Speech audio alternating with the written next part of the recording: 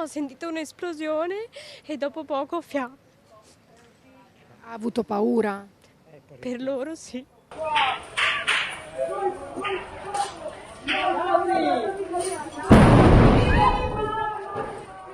A me ha dato un'impressione che ci fosse stato un incidente, perché ho sentito come schiacciare delle lamiere e poi subito dopo un gran botto, ma il botto non è stato uno solo, sono stati più di uno.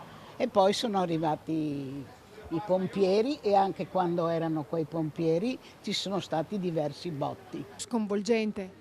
Sconvolgente, io sono ancora presa dall'accaduto. Tanti urlavano, dicevano uscite fuori, andate via, però cioè, le fiamme erano alte, molto alte. Poi per fortuna sono arrivati i pompieri, hanno domato il fuoco, hanno messo la scala e sono un po' alla volta sono riusciti a portarli diciamo in salvo tutti quanti. E l'esplosione è partita da dietro, che lei è mia figlia.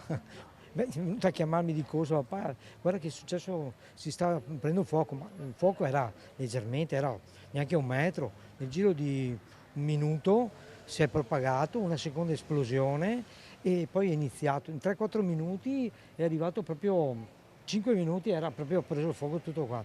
Il panico era appunto che questi ragazzi, una quindicina, erano tutti sopra, bloccati. Ho paura, poveri. E mi facevano pena. Non ho mai visto un disastro così.